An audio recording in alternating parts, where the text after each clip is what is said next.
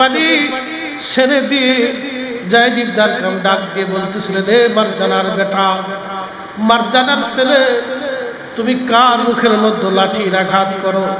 তোমার লাঠি ওই পবিত্র মুখ থেকে সরাইয়া নাও। আমি রাসূল কারীমের সাহাবী যায়েদ ইবনে আরকাম, আমি যুবক ছিলাম, নবীর দরবারে বহুদিন আমি কাটিয়েছিলাম। এই ইরাকের কুফা থেকে মদিনায় যে নবীর দরবারে দীর্ঘ সময় আমি কাটিয়েছি।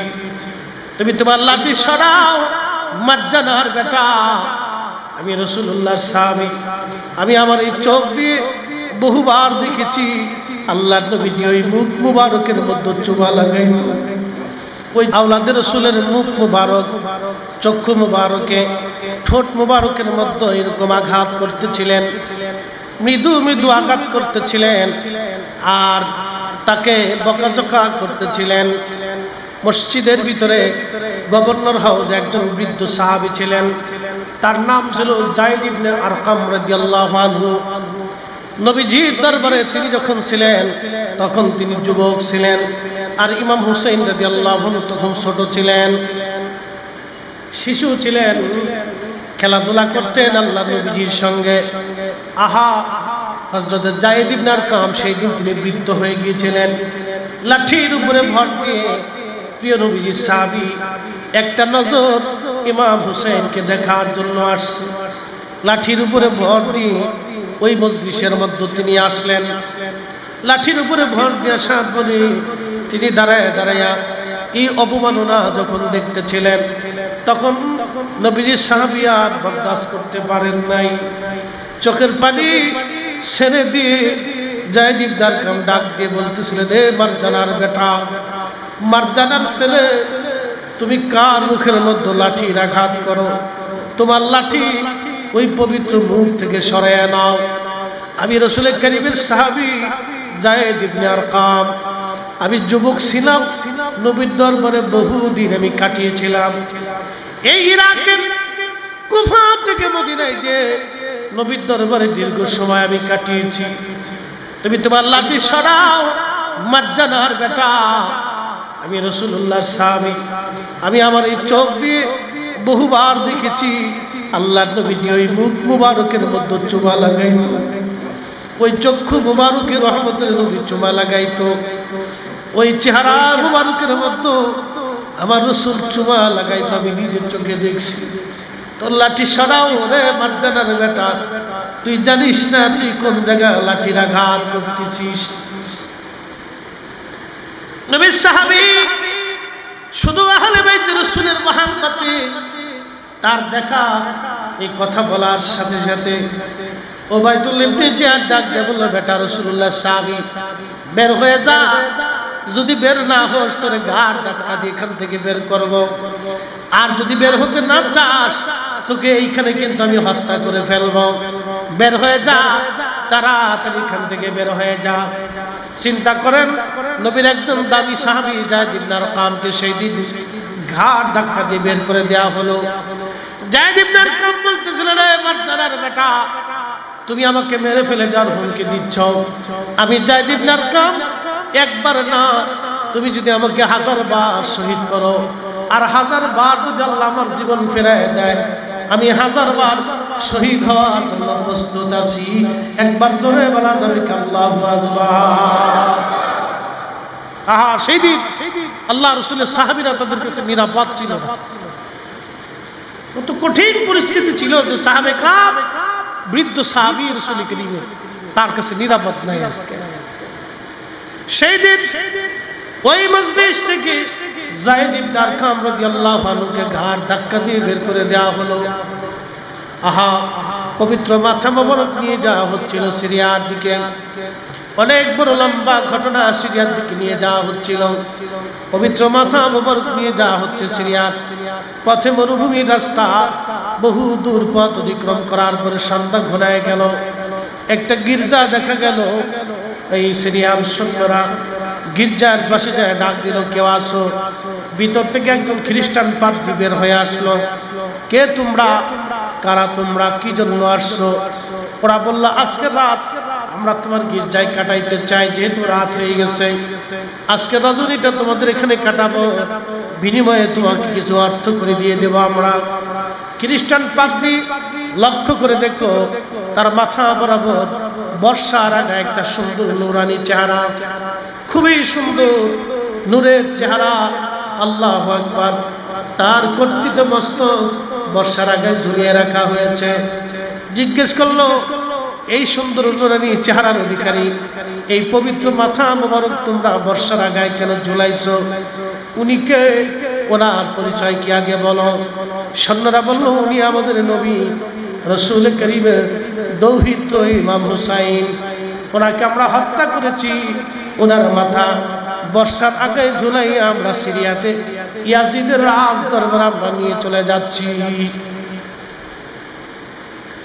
ঠিক তখনই পাদ্রী ডাক দিয়ে বলল, রে বেটা, আমরা আমাদের নবী ঈসা আলাইহিস সালামের পায়ের জুতা মোবারক, যে জুতার লগে ধুলা লেগেছিল, সেই ধুলাও যদি আমরা পাই তা আমাদের জীবনের সর্বশ্রেষ্ঠ সম্পদ মনে করে মাথায় তুলে রাখতাম। আর তোরা রাসূলের আওলাদ পাওয়ার পরেও তোরা তাকে হত্যা করলি, তারে কতল করলি, তার মাথা কেটে বর্ষার আগে বিদায় ঝুলাইয়া তোরা আজকে আমার সামনে দাঁড়াইলি। তোদের মতো নিকৃষ্ট মানুষ দুনিয়ার যুগে আর হতে পারে না। ওই মহিলারা কারা? বলতেছে, মহিলারা আমার রাসূলের আহলে পরিবার। বলে, তোরা আজকে রাতটা কি মস্তক মোবারক আমাকে দিবি, আর এই নবীজির পরিবারের মেহমানদেরকে কি আমাকে একবার মেহমানদারি করার সুযোগ আমাকে দিবি? বিনিময়ে আমার এই গির্জার ভিতরে 10,000 স্বর্ণ মুদ্রা আছে, 10,000 স্বর্ণ মুদ্রা সব তোদেরকে দিয়ে দিব। একটা রাতের জন্য কি আহলে বাইতে রাসূলের মাথা মোবারক আমার খেদমত করার সুযোগ দিবি? ওরা চিন্তা করলো, 10,000 স্বর্ণ মুদ্রা কি বাড়ির কাছে কথা? এখনকার দিনে কত বিলিয়ন মার্কিন ডলার হবে একটু চিন্তা করে। বলতেছে, হ্যাঁ দিব। ওরা তো টাকার লোভী ছিল, বলে হ্যাঁ দিব। কিন্তু ওদের কাছে যে সম্পদ, এই সম্পদ ওরা চিনতে পারে না। হ্যাঁ দিয়ে দিল। তো খ্রিস্টান পাদ্রী স্বর্ণ মুদ্রা দিয়ে দিল, মাথা মোবারক নিয়ে গেছে নিজের বেডরুমের মধ্যে নিয়ে, স্বর্ণের বাসনের উপরে খুব আদবের সাথে মহব্বতের সাথে মাথা মোবারক রাখলেন। একসাথে বলা যাবে মারহাবা। এটা মহব্বত, এটা নাম কি? মহব্বত। যারা কালমা পড়লো তাদের মহব্বত না, কিন্তু একজন কালমাহীন মানুষ, একজন অন্য ধর্মের পাদ্রী, তার অন্তরে মহব্বত জ্বলে উঠেছে, ভালোবাসা আগুন জ্বলে উঠছে। তিনি মহিলাদেরকে পর্দার আড়ালে দিয়ে দিলেন এবং হযরত জয়নব রাদিয়াল্লাহু আনহাকে বললেন, দেখেন, আপনি রাসূলের আওলাদ, ফাতিমাতুজ জাহরার কন্যা, আপনি ইমাম হাসান হুসাইনের বোন, আপনি ক্ষমা করবেন, যদিও আমি একজন খ্রিস্টান, আপনার নানার উম্মত না, কিন্তু আপনাদেরকে মহব্বত করি। আজকের রাতটা আপনাদেরকে মেহমানদারি করব, আমার এখানে নিশ্চিন্তে বিশ্রাম করবেন। আপনারা ক্লান্ত শ্রান্ত স্বজনহারা, ক্ষমা করে দিবেন।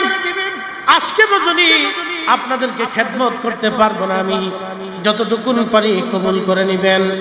হযরত জয়নব তার জন্য দোয়া করলেন, অন্দরমহলে চলে গেলেন। পবিত্র মস্তক মোবারক হুসাইন রাদিয়াল্লাহু আনহুর মাথা মোবারক নিয়ে তিনি মাথার উপরে পানি ঢেলে ঢেলে চুল দাড়ি মোবারকের রক্তগুলি পরিষ্কার করতে লাগতেছিলেন, আর চোখের পানি ফেলে ফেলে কাঁদতেছিলেন। চুল দাড়ি মোবারক থেকে রক্ত ধুলাবালিগুলি পানি দিয়ে পরিষ্কার করতেছিলেন, আর তিনি কাঁদতেছিলেন। ঠিক এমন সময় লক্ষ্য করলেন আওলাদে রাসূলের পবিত্র চেহারা মোবারক থেকে আসমান বরাবর একটা নূর মুবারক আসমান বরাবর চলে গিয়েছে। একবার জোরে বলা যাবে আল্লাহু আকবার। ওই নূরের দিকে তাকিয়ে গায়েবী অনেক দৃশ্যগুলো উনি দেখতে লাগলেন। ওনার কলিজার ইমানের দরজা খুলে গেল। সাথে সাথে তিনি পড়তে লাগলেন, লা ইলাহা ইল্লাল্লাহু মুহাম্মাদুর রাসূলুল্লাহ সাল্লাল্লাহু। প্রিয় উপস্থিতি, হযরত আলী রাদিয়াল্লাহু আনহু কারবালার ময়দানে তিনি ঘোড়ার উপর থেকে নামলেন। নামাজ পড়ে তিনি 2 রাকাত নামাজ পড়লেন। ওই কারবালায় হামজাল গাছের পাশে নামাজ পড়লেন। নামাজ শেষ হয়ে যাওয়ার পরে হযরত আলী রাদিয়াল্লাহু আনহু দোয়া করতে লাগলেন। দীর্ঘ সময় দোয়া হলো, ছোটখাটো কোনো দোয়া না, দীর্ঘ সময় তিনি ওইখানে রোদের মধ্যে বসে দোয়া করতে লাগলেন এবং কান্নাকাটি করতে লাগলেন। দোয়া শেষ হয়ে যাওয়ার পরে সাহাবীরা জিজ্ঞেস করল, ইয়া আমিরাল মুমিনিন, আপনি কারবালার হামজাল গাছের পাশে কি জন্য আপনি দোয়া করলেন, কেন নামাজ পড়লেন, বিষয়টা তো আমরা বুঝলাম না। হযরত আলী রাদিয়াল্লাহু আনহু বললেন, ও আমার নবী সাহাবীরা, আমার সাথীরা, তোমরা শোনো, আমি আমার মাসুক নবীর পবিত্র জবান থেকে শুনেছি, এই কারবালার হামজাল গাছের পাশে আমার হুসাইন এবং তার পরিবার সহ এবং কিছু শুভাকাঙ্ক্ষী সহ এখানে তারা নির্মমভাবে আমার নবীর উম্মতেরা পরবর্তীরা তাদেরকে শহীদ করবে, তাদের সাথে জুলুম করা হবে, অন্যায় করা হবে, বড় কঠিন কষ্ট দিয়ে দিয়ে তাদেরকে শহীদ করা হবে। সেই জন্য আমি হামজাল গাছের পাশে 2 রাকাত নামাজ পড়ে আমি তাদের জন্য দোয়া করলাম। আমার সাথীরা, যদি তোমরা ওই সময় বেঁচে থাকো তাহলে তোমরা আমার হুসাইনের ডানে বামে পিছনে সামনে থেকে বেঈমানদের বিরুদ্ধে লড়াই করবা, আমার হুসাইনকে তোমরা সাহায্য করবা।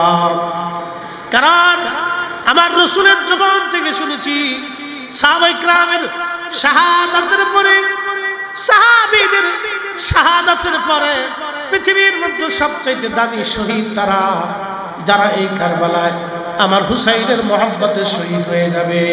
একবার জোরে বলা যাবে আল্লাহু আকবার। সাহাবীদের শাহাদাতের পরে সবচেয়ে দামি শহীদ আসমান ও জমিনের ভিতরে আমার হুসাইনের সাথে যারা ওই সময় কারবালাতে শহীদ হবে। ইমাম আহমদ ইবনে হাম্বল মুসনাদ আহমদ হাদিস করে তিনি লিখেছেন, ইমাম ইবনে কাসির আল বেদার ভিতরে তিনি লেখেন, হযরত আলী রাদিয়াল্লাহু আনহু তিনি ওইখানে দোয়া করেছিলেন যেখানে ইমাম হুসাইন শহীদ হয়ে গিয়েছিলেন। তিনি 2 রাকাত নামাজ পড়ে এখানে দোয়া করেছিলেন। আল্লাহর কোরআন বলল, ইয়া আইয়ুহাল্লাযীনা আমানুস তাঈনু বিস-সাবরি ওয়াস-সালাহ। ও ঈমানদার, তোমরা আমি আল্লাহর সাহায্য নাও 2 পদ্ধতিতে। একটা পদ্ধতির নাম হলো সবর, ধৈর্যের মাধ্যমে তোমরা আমি আল্লাহর সাহায্য নাও। 2 নাম্বার হলো সালাত, নামাজের মাধ্যমে তোমরা আমি আল্লাহর সাহায্য নাও। এই জন্য যুগে যুগে ওলি আউলিয়া নুকাবদের আদত ছিল সালাতের পরে দোয়া করা। আল্লাহর কোরআন কর্তৃক এটা সাব্যস্ত, আল্লাহর কোরআন কর্তৃক একটা ব্যবস্থাপত্র, আল্লাহর কোরআনে আল্লাহ প্রেসক্রিপশন দিয়ে দিয়েছেন, তোমরা সালাতের মাধ্যমে আমার আল্লাহর কাছে সাহায্য চাও, তোমরা দোয়া করো। এই জন্য আমরা সুন্নিরা নামাজের পরে দোয়া করি, আল্লাহর কাছে প্রার্থনা করি, সাহায্য চাই। এই কাজকে যারা বেদাত মনে করে থাকে, আল্লাহর কোরআনের ভাষায় বোঝা যায় তারাই বেদাতি। আল্লাহর নবীকে দেখেন হযরতে ফাতেমা রাদিয়াল্লাহু আনহা দৌড়ায় আসলেন। বাবাকে দেখে মেয়ে দৌড়ায় আসছে, মেয়েকে দেখে আমার নবীজি নিজের চাদরের মধ্যে আল্লাহর হাবিবের চাদরের মোবারকের মধ্যে জড়িয়ে ধরলেন। মাকে দেখে, নানাকে দেখে হাসান হুসাইন রাদিয়াল্লাহু আনহুমা 2 জন দৌড়ে আসছেন। আল্লাহর নবী তাদেরকেও চাদরের মধ্যে জড়িয়ে ধরলেন। হযরত আলী কাররামাল্লাহু ওয়াজহু তিনিও দৌড়ে আসলেন। আল্লাহর নবী তাকেও চাদর মোবারকের মধ্যে জড়িয়ে ধরলেন। জড়িয়ে ধরে আসমানের দিকে তাকিয়ে প্রিয় নবীজি বলতে লাগলেন, আল্লাহুম্মা হাউলা ইয়াহনি আমার রাহুল, আল্লাহ এরা আমার আহল, এরা আমার আহলে বায়াত, এরা আমার আহল। সুম্মা তালা আম্মা জান আয়েশা বলতেছেন, আমি দেখতেছি তখন নবীজি কোরআনের আয়াত তেলাওয়াত করলেন, ইন্নামা ইউরিদুল্লাহু লিইউযহিবা আনকুমুর রিজসা আহলাল বাইতি ওয়া ইউতাহহিরাকুম তাতহীরা। আল্লাহ এরা আমার আহল, এরা আমার আহলে বায়াত। রাব্বি তুমি কোরআন আয়াত নাযিল করেছো, তুমি রব তোমার কুদরতি জবানে বলেছো আমার আহলকে তুমি পবিত্র করে দিয়েছো, পাক করে দিয়েছো, সাফ করে দিয়েছো। আল্লাহ এরা আমার আহল ফাতিমা, হাসান, হুসাইন, আলী রিদওয়ানুল্লাহি তাআলা আলাইহিম আজমাইন সবাইকে চাদরের মধ্যে জড়িয়ে ধরে নবী বললেন আল্লাহ সুম্মা হাউলাই আহলি, আল্লাহ এরা আমার আহল, এরা আমার আহলে বায়াত, আল্লাহ এরা আমার আহলে বায়াত। ওই 22,000-এর যিনি প্রধান সেনাপতি তার নাম আমর বিন সাদ। আমি তার পরিচয় দিলে আপনারা আশ্চর্য হবে। তার বাবার নাম সাদ বিন আবি ওয়াক্কাস রাদিয়াল্লাহু আনহু, যিনি 10 সাহাবীর এক সাহাবী। দুনিয়ার থেকে 10 সাহাবী জান্নাতের সুসংবাদ পেয়েছে। আবু বকর ফিল জান্নাতি, আমর ফিল জান্নাতি, উসমান ফিল জান্নাতি, আলী ফিল জান্নাতি, তালহা ফিল জান্নাতি, জুবাইর ফিল জান্নাতি, আব্দুর রহমান ইবনে আউফ ফিল জান্নাতি, সাঈদ ইবনে জুবাইর ফিল জান্নাতি, আবু উবাইদা ইবনে ফিল জান্নাতি এবং সাদ বিন আবি ওয়াক্কাস রাদিয়াল্লাহু রিদওয়ানুল্লাহি তাআলা আলাইহিম আজমাইন ফিল জান্নাতি। এই 10 জন সাহাবী দুনিয়ার থেকে জান্নাতের সার্টিফিকেট নিয়ে কবরে চলে গেছে। তাদের ভিতরে একজন সাদ বিন আবি ওয়াক্কাস, তার কনিষ্ঠ সন্তানের নাম সেনাপতি আমর। শুধু টাকা এবং ক্ষমতার জন্য আহলে বাইতে রাসূলের বিরুদ্ধে দুশমনি করার জন্য, শুধু টাকা ক্ষমতার জন্য, শুধু টাকা ক্ষমতার জন্য আহলে বাইতে রাসূলের সাথে দুশমনি করার জন্য তারা ময়দানে কারবালায় দাঁড়ায় গেলেন। সেনাপতি আমর বিন সাদ, আহা এত বড় দামি সাহাবীর সন্তান, অবশ্যই আপনারা জানেন আমাদের চাইতে কোরআন তারা বেশি জানতো, আমাদের চাইতে ইয়াকিন তাদের বেশি ছিল, আমাদের চাইতে হাদিস তারা বেশি জানতো, আমাদের চাইতে পরহেজগার তারা বেশি ছিল। কিন্তু আজকে টাকার জন্য, ক্ষমতার জন্য, আজকে ঈমান বিক্রি করে দেওয়ার জন্য তারা আসছে। আমাদের পিছনে 2-4 জন হুজুর, আলেম, উলামা, শায়েখ এটা বিপথে যাবে, কুপথে চলে যাবে, নজদিবাদের পথে চলে যাবে, তাতে আশ্চর্য হওয়ার কিছু নেই। অনেকে ভাবে আরে সর্বনাশ, এত বড় শায়েখ কি করে এই কথা বলতে পারে, কি করে তারা এই সমস্ত আকীদার প্রসার করতে পারে, এত বড় তাহাজ্জুদ গুজারি ব্যক্তি, ওটা স্বাভাবিক, এটা স্বাভাবিক কিছুই না। জান্নাতের সুসংবাদপ্রাপ্ত সাহাবী সাদ বিন আবি ওয়াক্কাস রাদিয়াল্লাহু আনহুর মতো, ওনার মতো মহিয়সী মহান ব্যক্তিত্ব, তার সন্তান টাকার জন্য আজকে হুসাইনের গর্দান কাটার জন্য চলে আসছে, তার প্রধান সেনাপতিত্ব পদ নিয়ে। এটা অস্বাভাবিক কিছু। ওয়াইদালাউ কালামা, এদালাউ কালামা, ওদালাউ নামাজ, এদালাউ নামাজ, ওদালাউ রোজা, এদালাউ রোজা, ওদালাউ যাকাত, এদালাউ যাকাত, ওদালাউ হজ, এদালাউ হজ, ওদালাউ হালাল, এদালাউ হালাল, ওদালাউ কুরআন, এদালাউ কুরআন, ওদালাউ সুন্নাহ, এদালাউ সুন্নাহ। তফাৎ কি? যদি প্রশ্ন করি জবাব দিবেন ইয়াজিদের দল জান্নাতি না হুসাইনের দল জান্নাতি? আপনারা বলবেন হুসাইনের দল জান্নাতি, তাহলে ইয়াজিদের দল জাহান্নামী কেন হবে? কারণ নামাজ পড়লো, রোজা করলো, যাকাত দিল, হজ করলো, জিকির করলো, ফিকির করলো, তাদেরও কালাম আছে, কালেমা আছে, তাদেরও নামাজ আছে। কি জন্য? তাহলে তারা জাহান্নামী একটা মাত্র কারণে, হুব্বে রাসূল, আল্লাহ নবীর মুহাব্বত। যদি আল্লাহ রাসূলের মুহাব্বত তাদের অন্তরে থাকতো, হুসাইন রাদিয়াল্লাহু আনহুকে ওই ময়দানে তারা শহীদ করতে পারতো না, তারা তার গলায় ছুরি চালাইতে পারতো না, তার পরিবারকে 3 দিন পর্যন্ত পানির তৃষ্ণা দিয়ে কষ্ট দিত না। তা আমাদেরকে বুঝতে হবে অনেক জটিলতায় ব্যাখ্যাটা। হুসাইন রাদিয়াল্লাহু আনহু তিনি ময়দানে, তো 2 দল একমাত্র কারণে, এক দল পাকভ্রষ্ট হলো তারা রাসূল করিম সাল্লাল্লাহু আলাইহি সাল্লামের মুহাব্বত না থাকার জন্য। শোনেন, ভালোবাসাটা 2 ধরনের, মুহাব্বত 2 ধরনের। একটা হলো মুহাব্বতের জাতি, মুহাব্বতের সিফাত। এই তুলনাটা বুঝে যাবে। অনেকে বলে আমাদেরও তো দাঁড়িয়ে আছে, তো রাসূলকে ভালোবাসি বিধায় দাঁড়িয়ে রাখি। অনেকে বলে আমাদের টুপি আছে তো আল্লাহ রসুলকে মহব্বত করি বিদায় তো টুপি মাথায় দিই। অনেকে বলে আমাদের তো গায়ে জুব্বা আছে তো আল্লাহ রসুলকে মহব্বত করি বিদায় তো জুব্বা গায়ে দিছি। আমরা তো ডান হাতে খাই তো রসুল করিম ডান হাতে খাইছেন বিদায় খাই। তো রসুলের সুন্নাতকে ভালোবাসি তো আমরা তো রসুলকে ভালোবাসি। কথা সত্য। মহাব্বত দুই ধরনের, একটা মহাব্বতের জাতি, মহাব্বতের সিফাত। মহাব্বতের জাতি হচ্ছে খাসভাবে মহাব্বত করা, জীবন দিয়ে, জীবন দিয়ে মহাব্বত, জীবন দিয়ে। যেমন আমাদের দেশে মুক্তিযোদ্ধারা যখন যুদ্ধ করছিল তখন যুদ্ধ করার সময় কিন্তু তাদের নিজেদের জীবনের প্রতি মহাব্বত ছিল না, তাদের দেশের প্রতি মহাব্বত ছিল। দেশের প্রতি 100% মহাব্বত থাকার কারণে কিন্তু তারা যুদ্ধ করছে এবং নিজের জীবন দিছে। কেউ অন্ধ হয়ে গেছে, কেউ ল্যাংড়া হয়ে গেছে, এরকম। বদরের প্রান্তরে সাহাবায়ে কেরাম উপস্থিত হলেন 313 জন, কাফেররা 1000 এর উপর। সেদিন যারা শহীদ হইলেন, যুদ্ধে অবতীর্ণ হয়েছিলেন, তারা কিন্তু নিজের জীবন, সন্তান, দেশ কোনো কিছুর মহব্বত ছিল না। একটা মহব্বত ছিল সেই দিন যে আল্লাহর এই জমিনে এই দিন টিকায় রাখতে হলে আজকে জিহাদ করতে হবে, হয় মরব না হয় বাঁচব।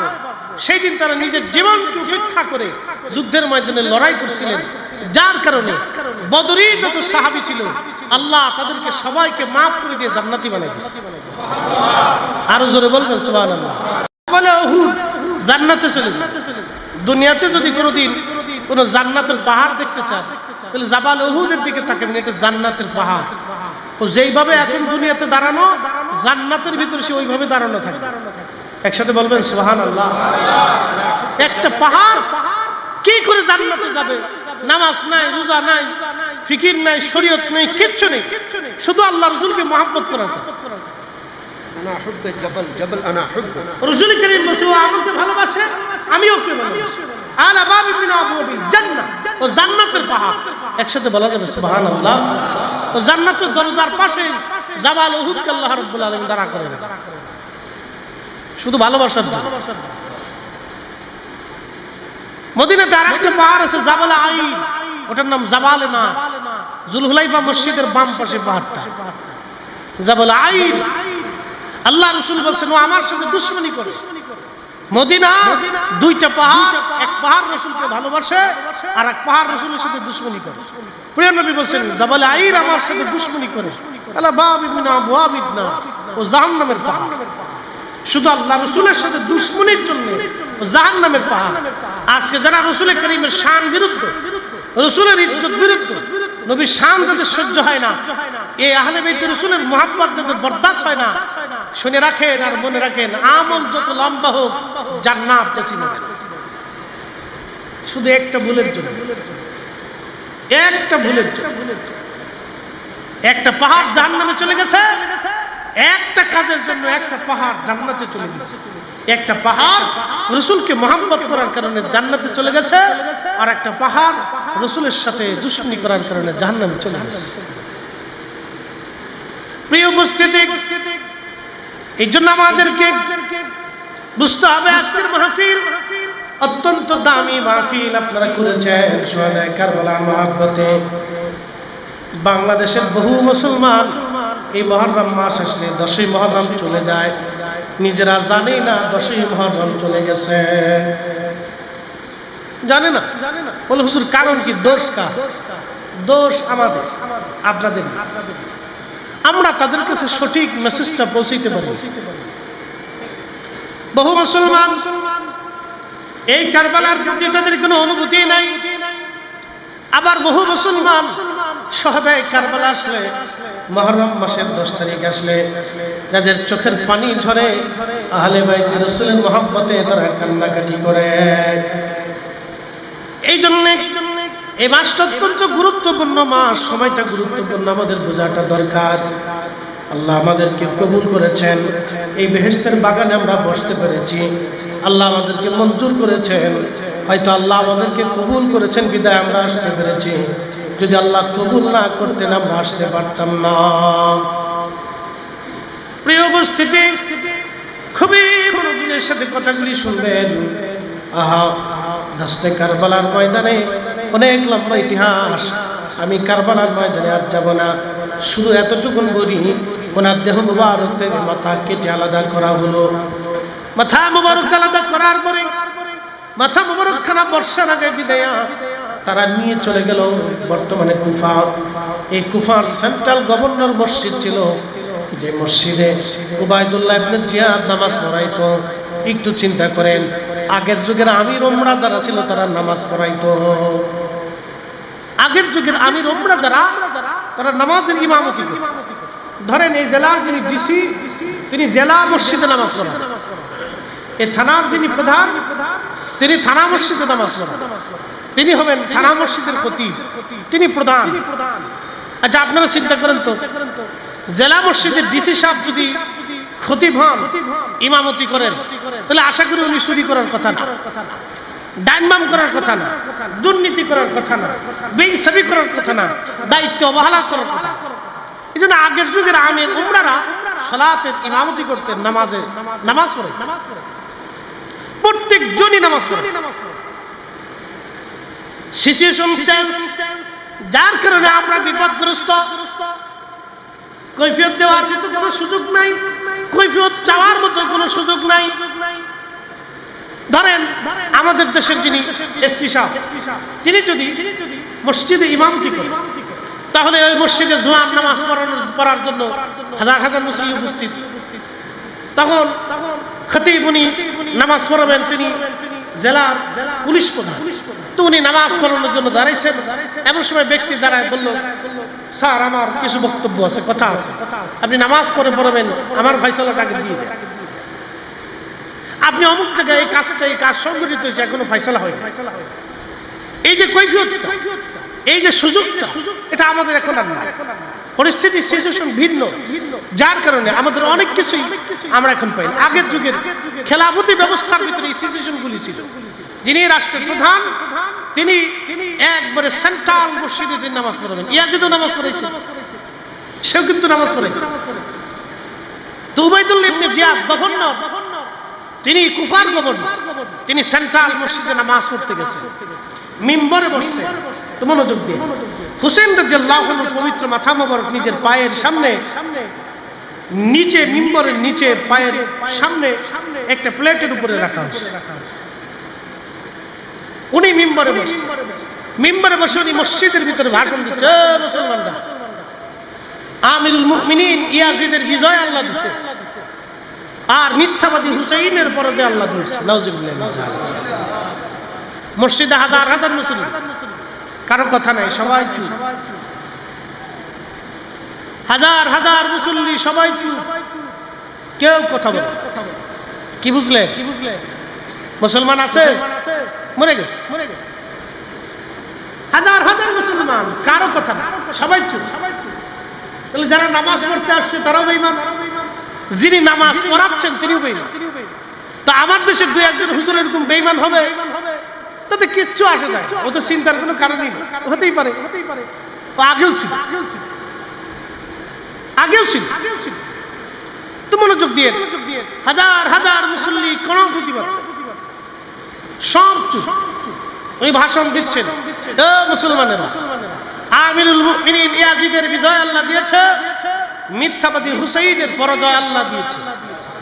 আহা, মসজিদের এক কোণা একজন অন্ধ বসা ছিল, তার নাম ইবনে আফিফ, আব্দুল্লাহ ইবনে আফিফ রাদিয়াল্লাহু আনহু। তিনি সাহাবী ছিলেন, তিনি আলী রাদিয়াল্লাহু আনহুকে মহব্বত করতেন, আহলে বাইত রাসূলকে খুব ভালোবাসতেন, কিন্তু অন্ধ। এক কোণায় বসেছিলেন ইবনে আফিফ, আর সহ্য করতে পারেন, চোখ অন্ধ কিন্তু দিল অন্ধ না। দাঁড়িয়ে গেলেন, প্রতিবাদ করে বলেন, এ মারজানার ছেলে, এভাবে বলতেছেন মসজিদের কোণায় দাঁড়িয়ে, এই মারজানার ছেলে, আল্লাহ যদি আমার চোখ ভালো করতেন, আমি অন্ধ যদি না থাকতাম, এই মসজিদের ভিতরে থেকে হত্যা করতাম। তুই আমার আহলে বাইত রাসূলের, আল্লাহর নবীর আওলাদকে মিথ্যাবাদী বলতেছিস, আর দুশমনের রাসূলকে তুমি আমিরুল মুমিনিন বলতেছিস। আল্লাহর কসম, আমি ইবনে আফিফের চোখ ভালো থাকলে তোকে মারজানার ছেলে মসজিদে থেকে হত্যা করতাম। শুধু এই বাক্যটুকু ব্যবহার করার কারণে, আহলে বাইত রাসূলের পক্ষ অবলম্বন করার কারণে সেই দিন তাকে মসজিদের বাহিরে এনে জবাই দেওয়া হয়েছে।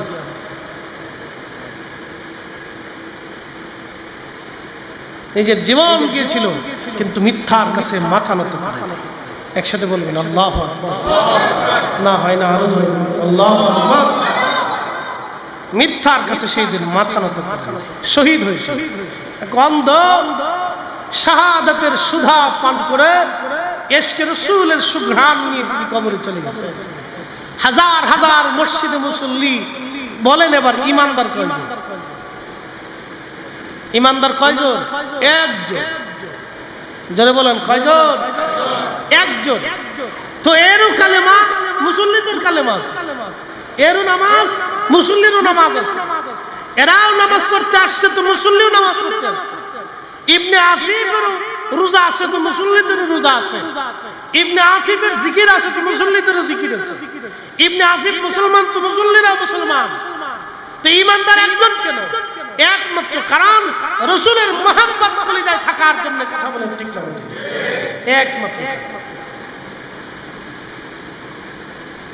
একমাত্র কারণ। এই জন্য আল্লামা ইকবাল জবাবে শিকওয়াতে লিখছেন, মগজ কোরা রূহে ঈমান জান দীন হস্তে হুব্বে রাহমাতুল লিল আলামিন।